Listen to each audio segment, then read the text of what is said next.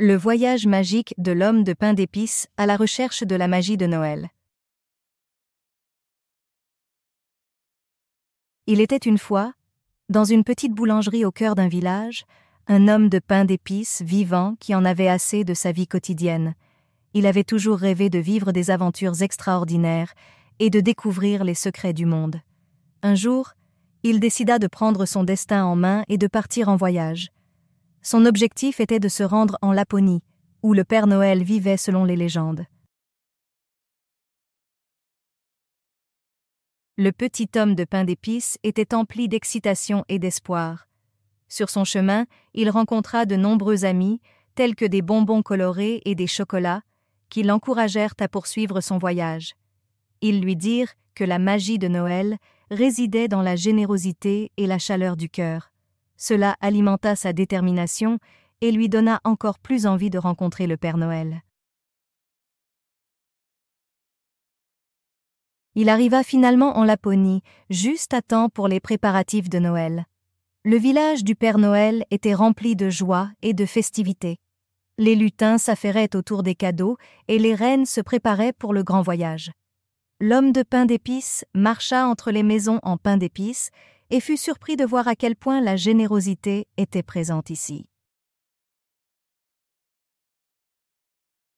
Néanmoins, il ne trouva pas le Père Noël aussi facilement qu'il l'espérait.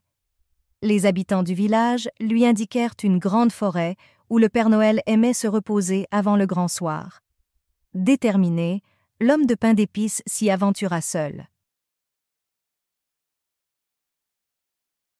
Le long de son chemin, il fut confronté à divers défis. Les flocons de neige lui firent froid au cœur, mais il continua d'avancer, se réconfortant en se rappelant les paroles de ses amis de la boulangerie. Il rencontra un bonhomme de neige triste qui lui dit qu'il fondrait bientôt. Alors l'homme de pain d'épices lui offrit une partie de son propre chapeau en chocolat pour qu'il reste au chaud.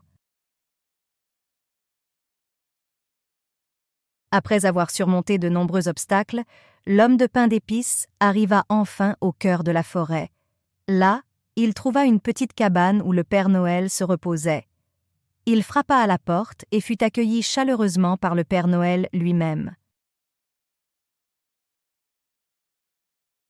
Le Père Noël écouta attentivement l'histoire de l'homme de pain d'épices et fut touché par sa quête de la magie de Noël.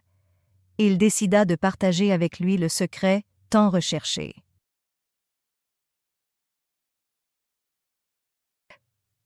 La magie de Noël réside dans la bonté, la générosité et l'amour inconditionnel, dit le Père Noël.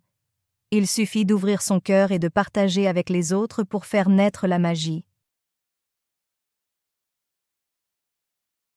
L'homme de pain d'épices comprit alors que la magie de Noël ne se résumait pas uniquement à rencontrer le Père Noël, mais qu'elle était présente partout autour de lui, tout au long de son voyage.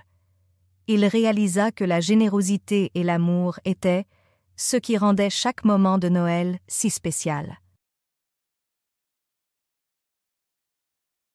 Reconnaissant pour cette leçon de vie, l'homme de pain d'épices passa quelques jours avec le Père Noël, aidant les lutins et distribuant des cadeaux aux enfants du monde entier. Chaque sourire et chaque éclat de rire le remplissaient de joie. Après avoir vécu une aventure merveilleuse et avoir découvert les secrets de la magie de Noël, l'homme de pain d'épices décida de rentrer chez lui, portant dans son cœur la chaleur et la générosité qu'il avait apprises en Laponie. Il retourna à la boulangerie, mais cette fois-ci, sa vie avait changé. Il devint un symbole de la générosité et de la bonté, enseignant aux autres ce qu'il avait appris. Chaque année, pendant la période de Noël, il racontait son incroyable aventure aux enfants du village, leur rappelant que, peu importe où l'on est, la magie de Noël réside toujours dans le cœur. Et ainsi, l'histoire de l'homme de pain d'épices vivant fut transmise de génération en génération, rappelant à tous l'importance de la générosité et de la chaleur du cœur pendant les fêtes de Noël.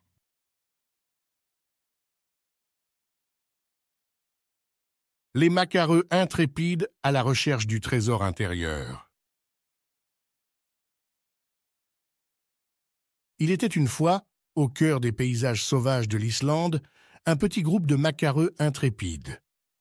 Ils vivaient sur une petite île rocheuse entourée d'eau cristalline. Ces oiseaux sympathiques étaient connus pour leur bec coloré et étaient adorés par tous les habitants de l'île.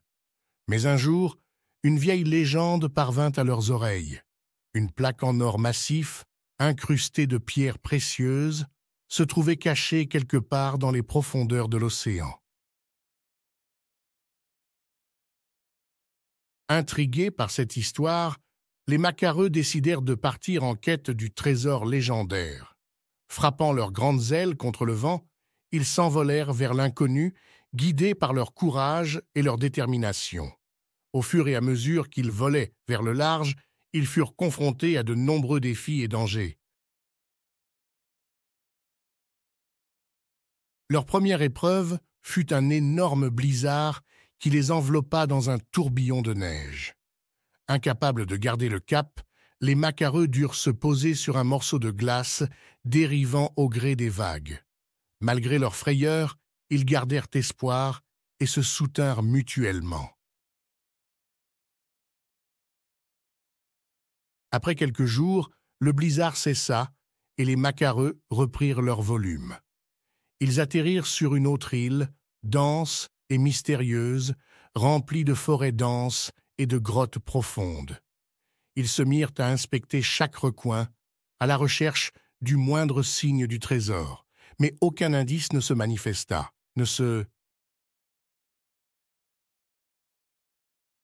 Avec déception, les macareux s'envolèrent vers une nouvelle aventure. Ils traversèrent des falaises abruptes et des chutes d'eau impressionnantes, tout en gardant espoir de trouver le fameux trésor. Ils essayèrent même de communiquer avec les dauphins et les baleines, espérant obtenir de l'aide pour résoudre l'énigme. Mais ces derniers, bien qu'amusés par l'enthousiasme des petits oiseaux, ne connaissaient rien de la légende. Après des semaines de recherches sans succès, les macareux commencèrent à perdre courage. Mais alors qu'ils se préparaient à rentrer chez eux, ils aperçurent une petite caverne dissimulée derrière un énorme rocher. Intrigués, ils s'approchèrent et découvrirent une inscription gravée au-dessus de l'entrée. « Le trésor est en vous ». Les macareux se regardèrent, perplexes. Comment pouvait-il être en eux? Ils réfléchirent longuement et se souvinrent des moments difficiles qu'ils avaient traversés. Ils avaient dû surmonter des tempêtes, des blizzards et des épreuves physiques épuisantes. Ils se rendirent compte que le véritable trésor n'était pas matériel, mais l'expérience du voyage lui-même. Avec un sourire, les macareux rentrèrent sur leur petite île rocheuse. Ils racontèrent tout leur périple aux autres animaux et aux habitants de l'île. Chacun fut émerveillé par leur histoire, et les macareux devinrent des héros adorés de tous. Et c'est ainsi que, chaque année, les macareux partirent à l'aventure, non pas à la recherche du trésor matériel, mais à la découverte de leur propre force intérieure. Ils comprenaient désormais que le vrai trésor était l'amitié, le courage et la persévérance qu'ils avaient trouvés en eux-mêmes. Ils montrèrent ainsi aux autres la valeur du voyage et l'importance de croire en ses rêves. Et leur petite île rocheuse devint un lieu de joie et de bonheur pour tous.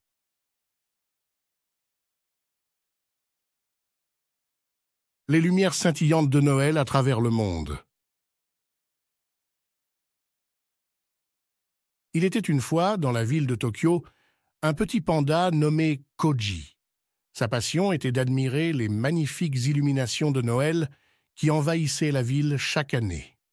Les rues étincelaient de mille feux et les Japonais profitaient des festivités pour déguster des sucreries traditionnelles. Koji aimait se promener la nuit, émerveillé par les lumières chatoyantes qui éclairaient le chemin devant lui. Un peu plus loin, dans la ville de Paris, vivait Éloise la Chouette. Elle adorait se percher sur la tour Eiffel et contempler les magnifiques décorations de Noël qui ornaient la ville. Les Parisiens se réunissaient sous les imposantes illuminations pour admirer les vitrines des magasins et savourer de délicieuses crêpes chaudes.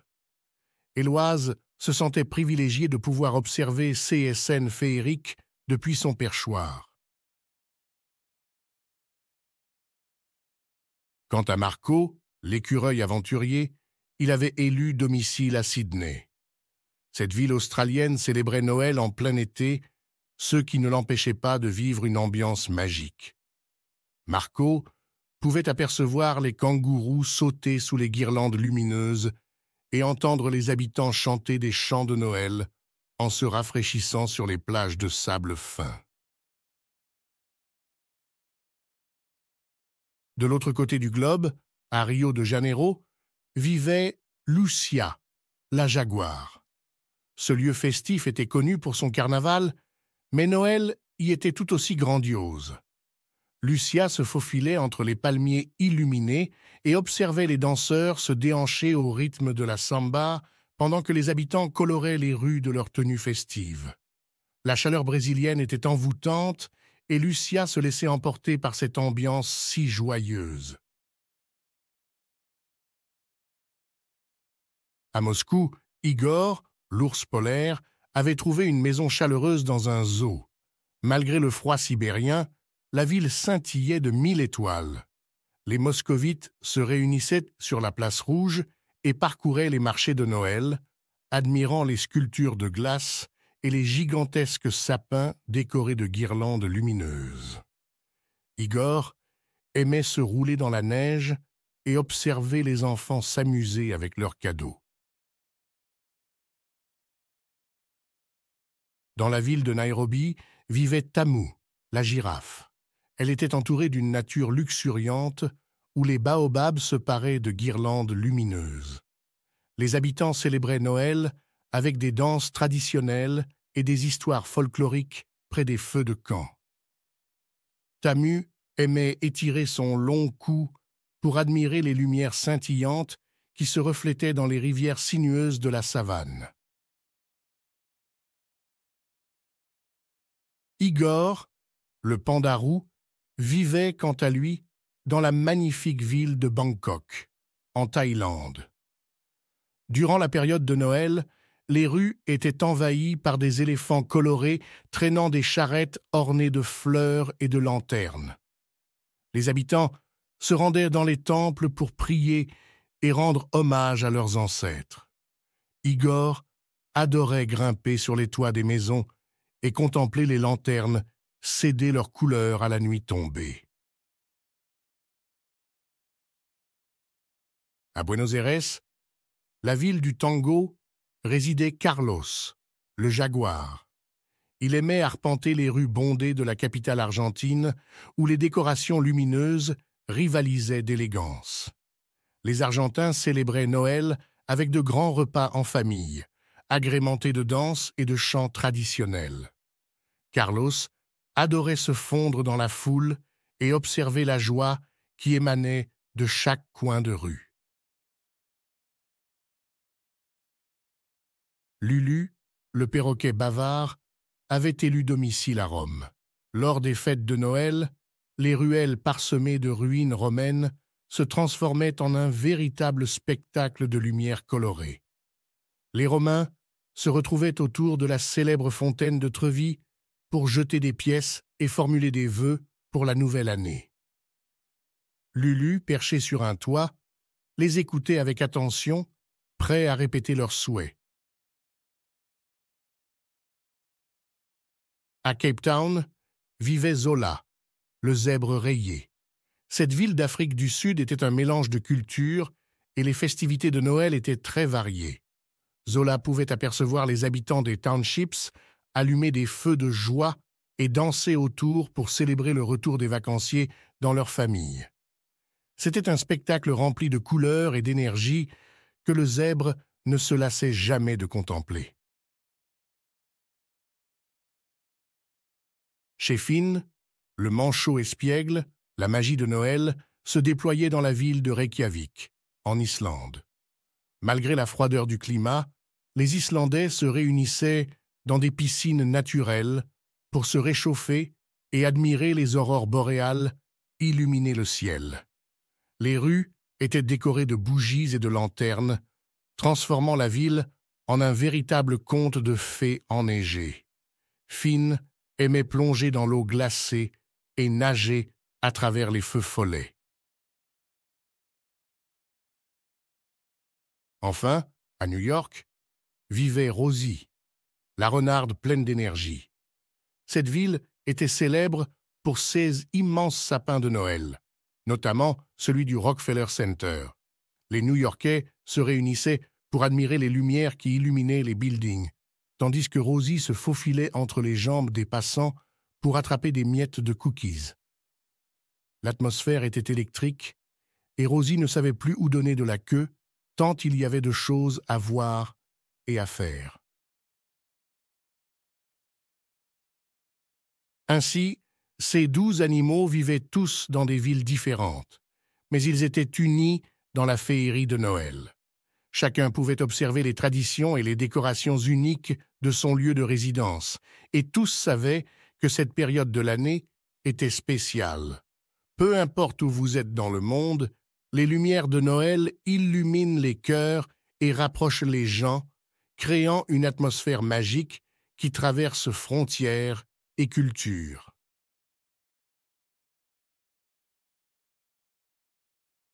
Le voyage épique de Rémi le Renne à la recherche du Père Noël.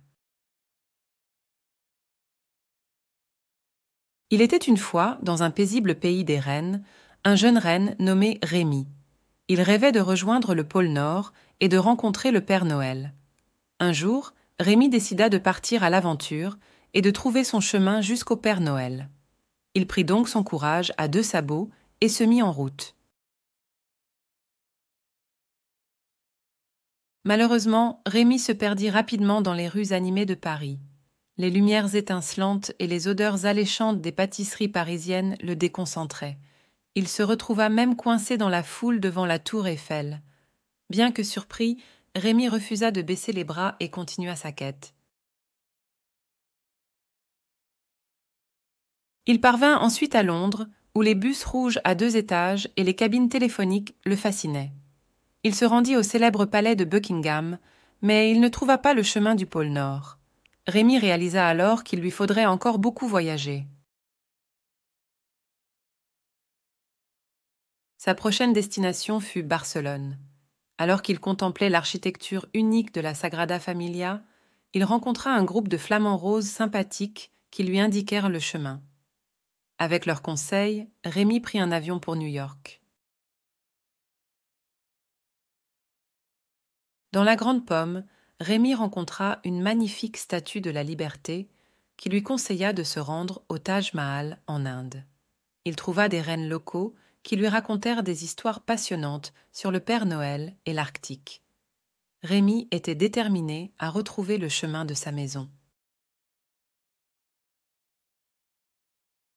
Il se mit en route pour la muraille de Chine. Il escalada, avec difficulté mais persévérance, chaque marche de ce monument historique.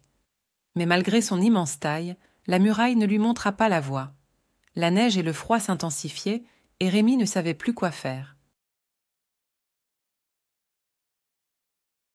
Un matin, alors qu'il se trouvait perdu dans les vastes plaines glacées de l'Arctique, il aperçut une lueur scintillante au loin.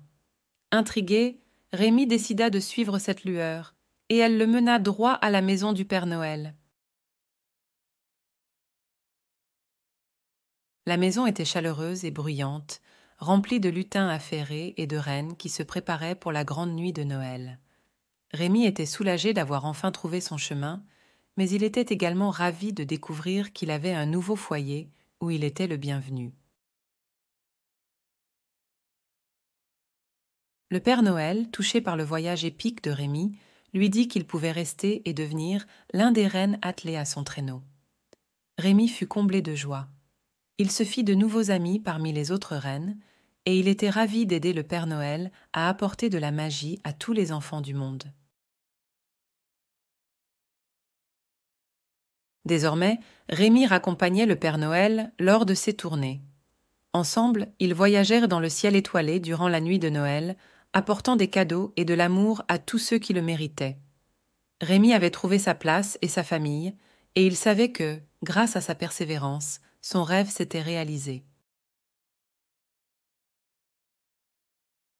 Et c'est ainsi que Rémi le Renne, autrefois perdu, avait trouvé son chemin vers la maison du Père Noël, où il était heureux et entouré d'amour. Quelle belle histoire de courage, d'aventure et de découverte. Fin.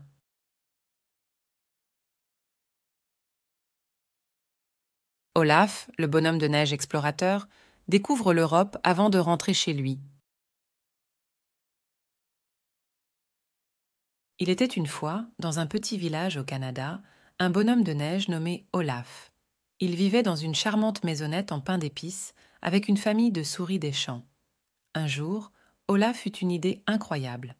Il décida de voyager à travers l'Europe pour découvrir de nouveaux endroits magiques. Son premier arrêt fut Paris, la ville des Lumières. Olaf était enchanté par la beauté de la tour Eiffel et les rues pavées de la capitale française. Il dégusta de délicieux croissants et se promena le long de la Seine, croisant des artistes de rue et des pigeons joueurs. Mais bientôt, il était temps de poursuivre son voyage. À Rome, Olaf découvrit le Colisée majestueux et la fontaine de Trevi. Il y rencontra un groupe de chats errants qui ronronnaient joyeusement autour de lui. Il se rendit ensuite à la Cité du Vatican, où il vit la magnifique chapelle Sixtine avec ses fresques colorées. À Madrid, Olaf s'amusa à danser le flamenco dans les rues animées de la capitale espagnole. Il goûta aux tapas délicieux et visita le palais royal. Puis, il se rendit à Londres, où il découvrit le charme de Buckingham Palace et du London Eye. Il s'émerveilla devant Big Ben, dont le son résonnait dans toute la ville. Après avoir visité les grandes villes européennes, Olaf arriva à Athènes, la mère de la démocratie. Il gravit l'Acropole et salua la statue emblématique d'Athéna. Il contempla les ruines fascinantes de l'ancienne cité grecque et apprécia le goût des olives fraîches. Puis, il se rendit à Amsterdam et flâna le long des célèbres canaux, observant les vélos qui filaient joyeusement. Olaf passa du temps dans les jardins de Keukenhof, émerveillé par les milliers de tulipes colorées qui s'étendaient à perte de vue. Après toutes ces aventures, Olaf réalisa qu'il commençait à avoir le mal du pays. Il décida de rentrer chez lui, au Canada. Il embarqua dans un avion et survola les vastes étendues enneigées qui lui rappelaient tant son chez lui. À son arrivée, Olaf fut accueilli chaleureusement par sa famille de souris des champs qui avaient érigé un grand panneau « Bienvenue à la maison, Olaf ». Ils s'amusèrent à dévaler les collines enneigées et à organiser des batailles de boules de neige. Olaf réalisa alors que malgré toutes les merveilles qu'il avait découvertes, il n'y avait nulle part ailleurs où il se sentait aussi bien que chez lui. Il savait qu'il pourrait désormais raconter ses aventures à ses amis souris et ensemble, ils rêvèrent déjà des nouvelles aventures à venir. Et c'est ainsi qu'Olaf, le bonhomme de neige courageux, revint des terres lointaines pour profiter du bonheur simple de la vie dans son petit village canadien.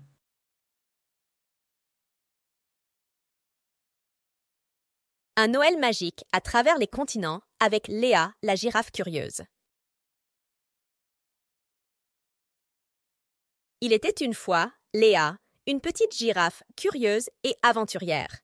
Elle aimait parcourir le vaste monde à la recherche d'aventures et de découvertes extraordinaires.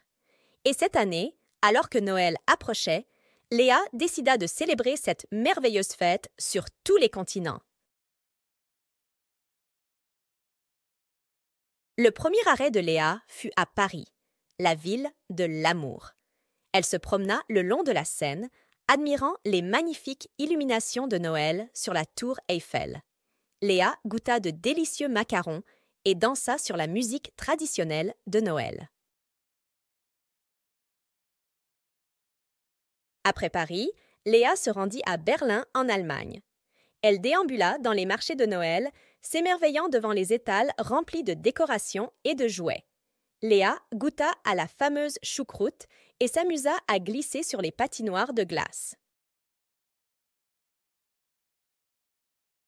Sa prochaine destination était Séville, en Espagne. Léa fut éblouie par les processions colorées et animées de la Semana Santa, une fête traditionnelle célébrée avant Noël. Elle se joignit à la foule pour chanter des chants de Noël et dégusta les spécialités espagnoles telles que la paella et les churros. Moscou, la capitale de la Russie, était la prochaine étape de Léa. Elle fut transportée dans un véritable conte de fées en découvrant le Kremlin couvert de neige et les lumières brillantes sur la place rouge. Elle goûta au célèbre blini et dansa avec les locaux sur des musiques de Noël russes traditionnelles. Ensuite, Léa s'envola vers le Japon. Elle fut fascinée par les décorations colorées et les illuminations impressionnantes de Noël à Tokyo. Elle goûta au délicieux sushi et assista à des spectacles de danse traditionnelle japonaise.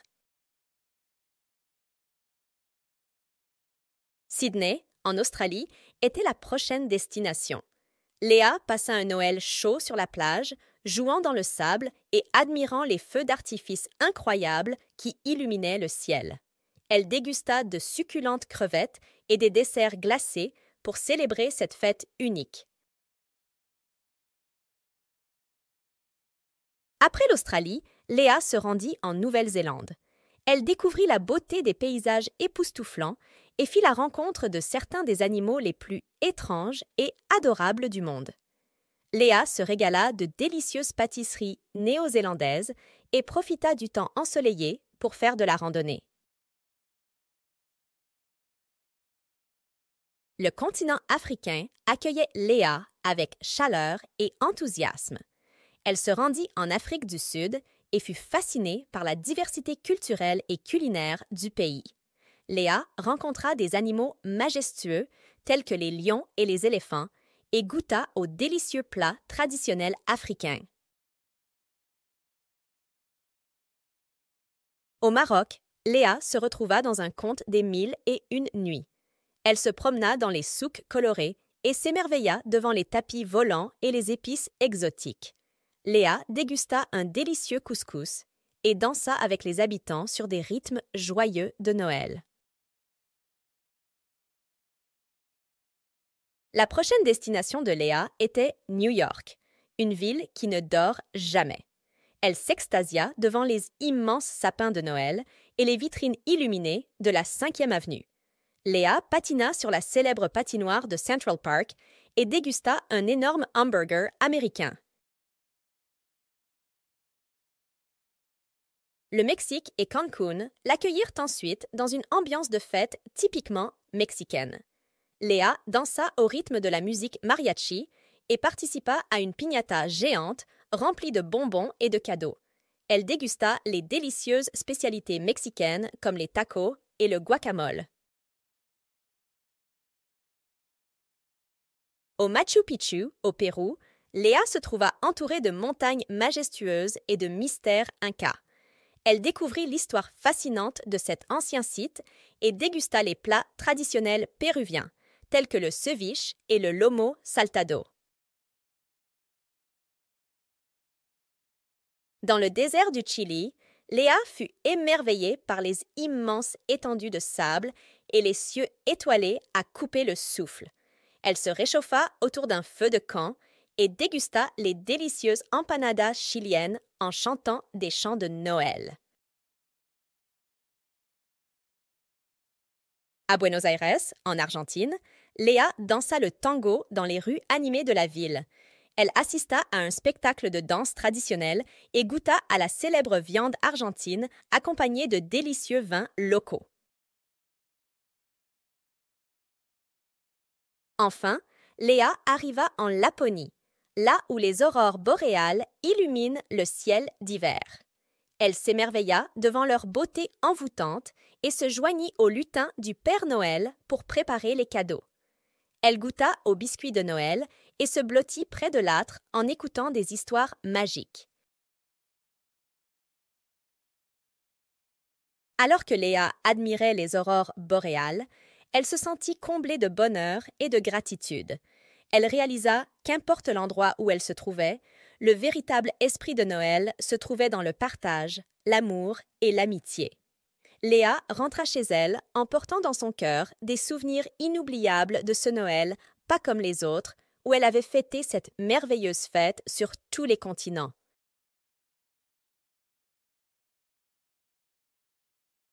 Le voyage épique de Rémi, une histoire de courage et d'amitié.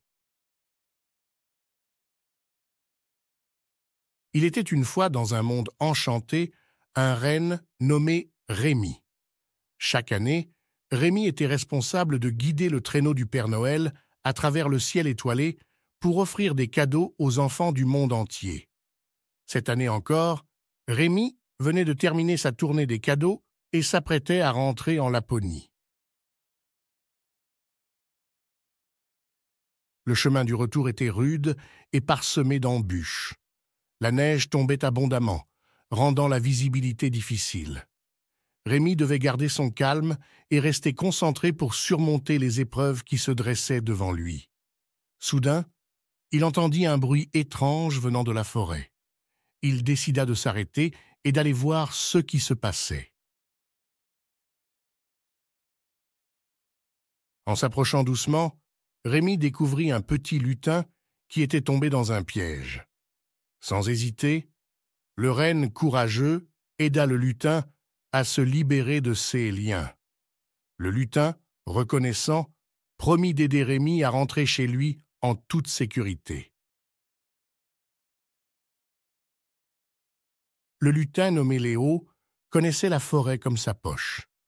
Ensemble, ils ont bravé les tempêtes de neige et ont affronté de féroces animaux sauvages.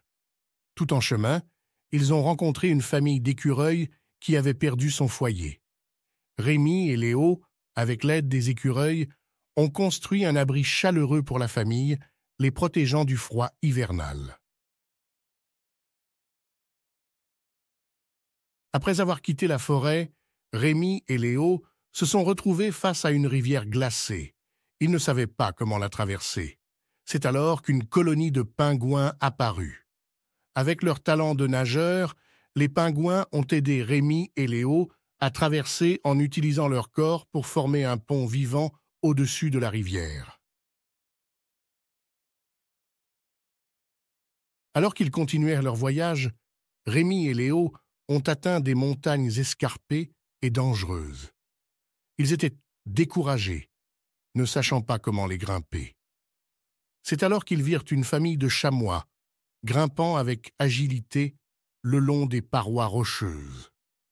Rémi et Léo les rejoignirent et, inspirés par leur détermination, ils réussirent à atteindre le sommet ensemble. Finalement, Rémi et Léo étaient proches de la Laponie, mais le mauvais temps était encore là. Le vent soufflait si fort que le traîneau du Père Noël risquait d'être emporté. C'est alors qu'une nuée d'oiseaux migrateurs est arrivée. Ensemble, ils ont formé un bouclier en volant au-dessus du traîneau, le protégeant du vent. Le trajet fut périlleux, mais grâce à tous leurs nouveaux amis, Rémi et Léo sont enfin arrivés en Laponie. Le Père Noël les attendait avec impatience, ayant entendu parler des aventures extraordinaires de Rémi. Le renne fut chaleureusement félicité pour son courage et sa générosité. Rémi réalisa alors que l'amitié était un cadeau précieux et qu'il était entouré de merveilleux compagnons qui avaient rendu son voyage de retour possible. Il apprécia encore plus la valeur des rencontres et des épreuves qu'il avait traversées. Depuis ce jour-là, Rémi ne fut plus seulement un renne emblématique du Père Noël, mais une légende vivante valorisant l'importance de l'entraide et de la compassion. Et chaque année, Rémi partageait son histoire avec les nouveaux rennes qui rejoignaient l'équipe, inspirant la prochaine génération à embrasser le courage et l'amitié.